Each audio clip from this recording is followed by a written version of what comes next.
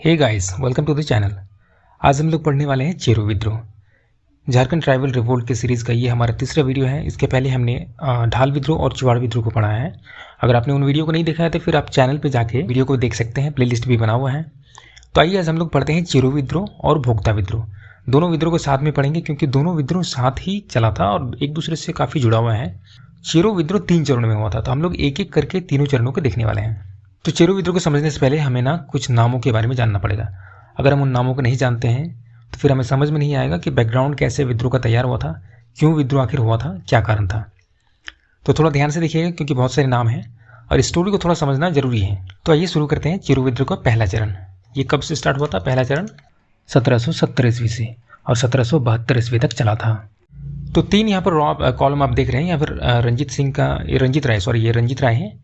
ये रंजीत राय पलामू के राजा हैं, किंग ऑफ पलामू। रंजीत राय के बेटे होते हैं देवदत्त राय और उनके बेटे होते हैं चित्रजीत राय। तो देवदत्त के बारे में हमें ज़्यादा नहीं जानना है, रंजीत राय के बारे में जानना है और ये चित्रजीत राय के बारे में जानना है। इन्हीं दोनों का रोल है। और यहाँ पर हैं ये जयकृष्ण राय। तो जयकृष्ण राय जो है ये रंजीत राय के ही रिलेटिव हैं, रंजीत राय के रिलेटिव हैं। और ये जो अमर सिंह है, ये अमर सिंह जयकृष्ण राय के साथी हैं, कंपेनियन ऑफ जयकृष्ण राय। तो दोनों मिल करके रंजीत राय की हत्या कर देते हैं क्योंकि इन लोगों को ना पलामू के राजगद्दी पर बैठना है, पलामू का राज्य को अपने हाथ में लेना है। तो जयकृष्ण राय अमर सिंह की सहायता से रंजीत राय की हत्या कर देता है और खुद जो है पलामू का राजा बन जाता है और अमर सिंह को पलामू का दीवान बनाता है। जयकृष्ण राय राजा बन गए, अमर सिंह बन गया दीवान और रंजीत राय की हत्या कर दी गई। अब अमर सिंह के बेटे हुए सैनाथ सिंह।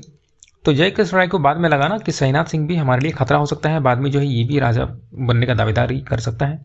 इसलिए जयकृष्ण राय ने सैनाथ सिंह को भी मरवा दिया। जयकृष्ण राय और अमर सिंह ने मिलकर के रंजीत राय को मरवाया और जयकृष्ण राय ने अमर सिंह के बेटे को भी मरवा दिया।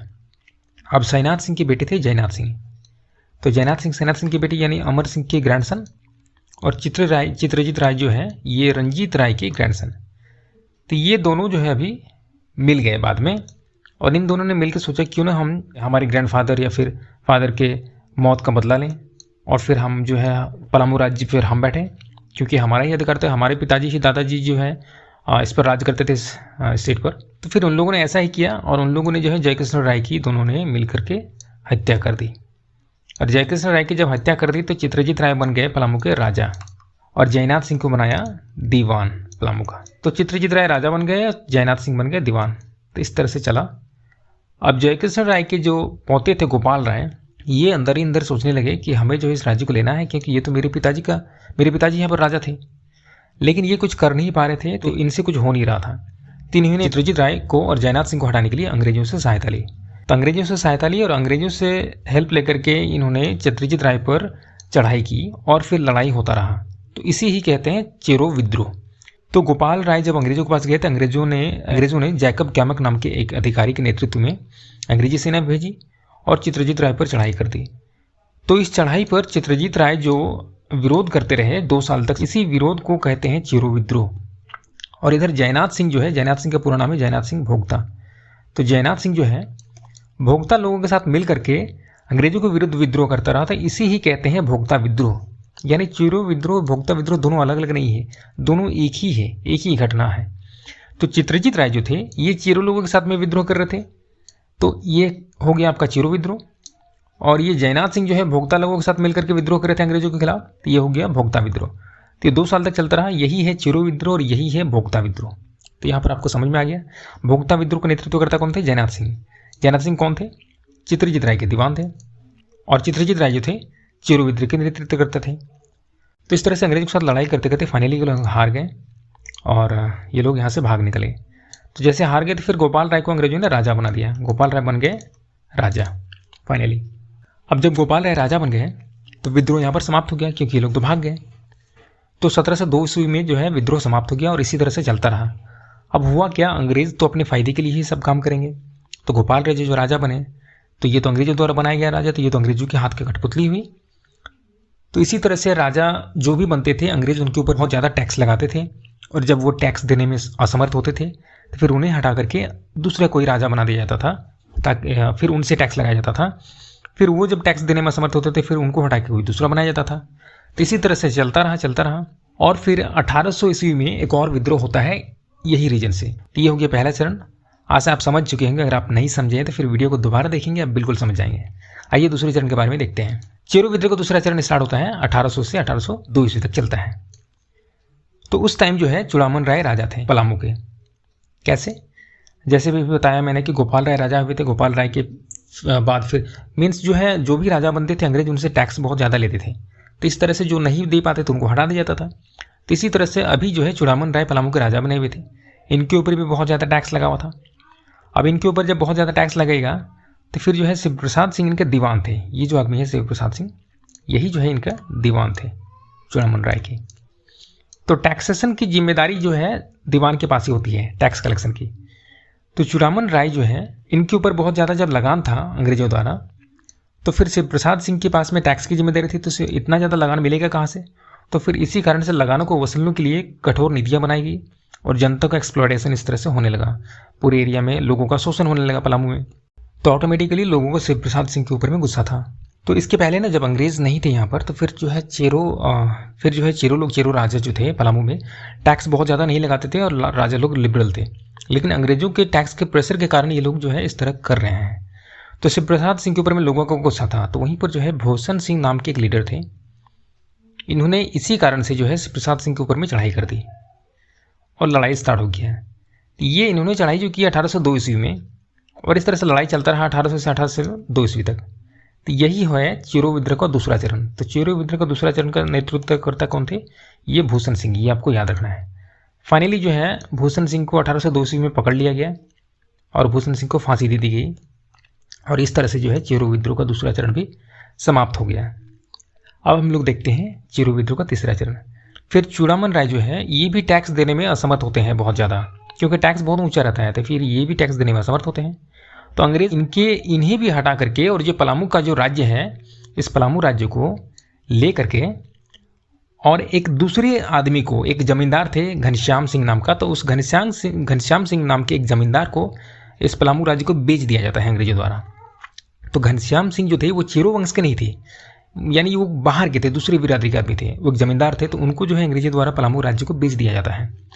तो जब इस तरह किया जाता है तो चेरो वंश यहाँ पर समाप्त हो जाता है और पलामू की जनता देखती है कि जो है हमारा जो राज्य है हमारे हाथों से लेकर के एक दूसरे आदमी को बेच दिया जाता है। तो इन लोगों के मन में भी इस तरह से बहुत ज़्यादा एक गुस्सा रहता है।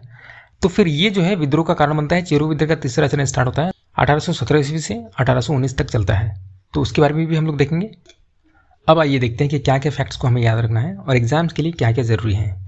चेरो विद्रोह का पहला चरण 1770 ईस्वी से 1772 ईस्वी तक चला था। विद्रोह की शुरुआत कैसे हुई? गोपाल राय ने अंग्रेजों की सहायता से पलामू के राजा के ऊपर चढ़ाई कर दी। ये था मेन रीजन। गोपाल राय राजा बनना चाहता था पलामू का, तो उन्होंने खुद तो नहीं कर सकते थे, अंग्रेजों की सहायता से जो है पलामू के राजा पर चढ़ाई कर दी। तो यही हुआ विद्रोह का स्टार्टिंग। चित्रजीत राय और जयनाथ सिंह इन दोनों ने मिलकर के अंग्रेजों के विरुद्ध विद्रोह कर दिया। अंग्रेजों यानी गोपाल राय, क्योंकि गोपाल राय ने ही अंग्रेजों को लेकर के आया था। तो चित्रजीत राय और जयनाथ सिंह ने अंग्रेजों के विरुद्ध विद्रोह कर दिया और यही है चेरो विद्रोह। वे लोग लेकिन हार गए। जयनाथ सिंह जो है चित्रजीत राय के दीवान थे, ये आपको याद रखना है। जयनाथ सिंह चित्रजीत राय के दीवान थे। जयनाथ सिंह ने भोक्ता विद्रोह का नेतृत्व किया। ये हमने भोक्ता विद्रोह के साथ साथ आपको बताया था। चेरो विद्रोह का नेतृत्व चित्रजीत राय ने किया और भोक्ता विद्रोह का नेतृत्व जयनाथ सिंह ने किया। 1771 में गोपाल राय पलामू का राजा घोषित कर दिया गया। 1771 में गोपाल राय को पलामू का राजा घोषित कर दिया गया। ये भी आपको याद रखना है। चेरो विद्रोह का दूसरा चरण। तो दूसरा चरण कैसे हुआ था? पलामू के राजा उस टाइम थे चूड़ामन राय। ठीक है, पलामू के राजा थे चूड़ामन राय और शिव प्रसाद सिंह इनके दीवान थे। तो अंग्रेजों के द्वारा चूड़ामन राय के ऊपर बहुत ज़्यादा टैक्स लगाया गया था। चूड़ामन राय टैक्स को कलेक्शन करने के लिए शिव प्रसाद सिंह को जिम्मेदारी दी थी। अब शिव प्रसाद सिंह वहाँ के दीवान थे, तो इन्होंने बहुत सारी कठोर नीतियाँ लगाई थी और जनता का एक्सप्लॉयटेशन होने लगा इस कारण से। तो इस कारण से जनता का शोषण होने लगा। तो शिव प्रसाद सिंह के ऊपर में लोगों का बहुत ज़्यादा गुस्सा था। तो वहीं पर भूषण सिंह नामक एक लीडर ने विद्रोह कर दिया। विद्रोह यानी जो है शिव प्रसाद सिंह के ऊपर में चढ़ाई कर दी। तो फिर अंग्रेज़ों ने एक कर्नल जोन्स के नेतृत्व में लड़ाई की। कर्नल जोन्स थे जिन्होंने भूषण सिंह के विरुद्ध लड़ाई की और फाइनली भूषण सिंह 1802 ईस्वी में पकड़ा गया और उनको फांसी दे दी गई। यहाँ पर चेरो विद्रोह का दूसरा चरण खत्म होता है।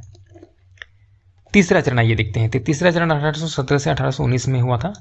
2-2 साल करके सारा विद्रोह हुआ था, तीनों चरण।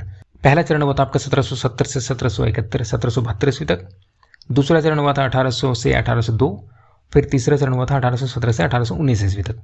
1815 ईस्वी में अंग्रेजों ने चूड़ामन राय को हटा दिया राजा से। क्यों हटा दिया? क्योंकि चूड़ामन राय जो है उतनी ज़्यादा टैक्स देने में समर्थ नहीं थी जितनी अंग्रेजों की डिमांड थी, और घनश्याम सिंह नाम के एक आदमी को जो है बेच दिया पलामू को, एक जमींदार को। घनश्याम सिंह चेरू नहीं थे, कोई अलग वंश के थे, तो इनको बेच दिया। तो लोगों में गुस्सा आ गया और इसी कारण से जो है 1817 में विद्रोह स्टार्ट हो गया। अब इस विद्रोह को किसने किया ये आपको याद रखना है। शिव प्रसाद सिंह और राम बख्श सिंह, इन दोनों ने नेतृत्व किया और 1817 में विद्रोह कर दिया अंग्रेजों के विरुद्ध। फिर अंग्रेजों ने एक अंग्रेज अधिकारी रफसेज के नेतृत्व में सेना लाई और विद्रोह को दबाने की कोशिश की, लेकिन वे लोग असफल रहे, विद्रोह नहीं दब पाया। अंततः अंग्रेजों ने देखा कि विद्रोह जब हो ही रहा है, इसे दबाना मुश्किल हो रहा है, फिर पलामू को घनश्याम सिंह से वापस ले लिया और अपने नियंत्रण में रखा। इस बार अंग्रेजों ने देखा कि जब विद्रोह शांत नहीं हो रहा है तो फिर पलामू को घनश्याम सिंह से वापस ले लिया और लेने के बाद किसी राजा के हाथ में नहीं सौंपा। इसके टैक्स की जिम्मेदारी अंग्रेजों ने खुद ली और इसे अपने कंट्रोल में ही रखा। इसके बाद जो है ये विद्रोह समाप्त हुआ। तो हमने देखा चीरो विद्रोह के 3 चरण, पहला चरण, दूसरा चरण, तीसरा चरण। एक बार रिकॉल कर लेते हैं। ये जो स्टोरी मैंने बताया है, अगर आप इसे भूल रहे हैं तो फिर इस वीडियो को दोबारा देखेंगे। वीडियो को आप सेव करके रख सकते हैं या फिर डाउनलोड करके रख सकते हैं, प्लेलिस्ट बना करके भी आप रख सकते हैं ताकि आप बाद में देख सकें, क्योंकि ये स्टोरी बहुत ज़रूरी है। इसे अगर पढ़ेंगे आप, इसे अगर जानेंगे तो क्षेत्रीय राजवंश का जो हिस्ट्री है झारखंड के इतिहास, उसमें भी ये बहुत काम आएगा और इस विद्रोह को समझने में भी आपको आसानी होगी। तो चेरो विद्रोह का पहला चरण स्टार्ट हुआ था, चित्रजीत राय ने किया था और जयनाथ सिंह ने किया था। जयनाथ सिंह ने जो विद्रोह किया था अंग्रेजों के विरुद्ध, इसे कहते हैं भोक्ता विद्रोह, और चित्रजीत राय ने जो विद्रोह किया था इसे कहते हैं चेरो विद्रोह। किसके विरुद्ध किया था? गोपाल राय के विरुद्ध, क्योंकि गोपाल राय ही जो है अंग्रेजों को लेकर के आया था लड़ने के लिए। ये पहला चरण है और चित्रजीत राय और जयनाथ सिंह की हार होती है, ये लोग भाग जाते हैं और गोपाल राय को राजा बना दिया जाता है और विद्रोह यहाँ पर समाप्त हो जाता है। दूसरा चरण 1800 ईस्वी में शुरू होता है। क्यों होता है? क्योंकि अंग्रेजों के द्वारा बनाए गए राजा अब स्थापित हो चुके थे पलामू में। अंग्रेज उनसे ज़्यादा टैक्स लेते थे, जो टैक्स नहीं दे पाते थे जो राजा, उनको हटा दिया जाता था अंग्रेजों द्वारा और फिर दूसरे आदमी को बैठाया जाता था। तो इसी तरह से जो है टैक्स बहुत ज़्यादा चढ़ने लगा राजा के ऊपर और जनता का शोषण होने लगा, कठोर कठोर नीतियाँ बनाई जाने लगी टैक्स के लिए। तो एक टाइम था चूड़ामन राय राजा थे और इनका दीवान था शिव प्रसाद सिंह। तो शिव प्रसाद सिंह के ऊपर में जो है भूषण सिंह नाम के एक लीडर ने चढ़ाई कर दी और लड़ाई हो गया।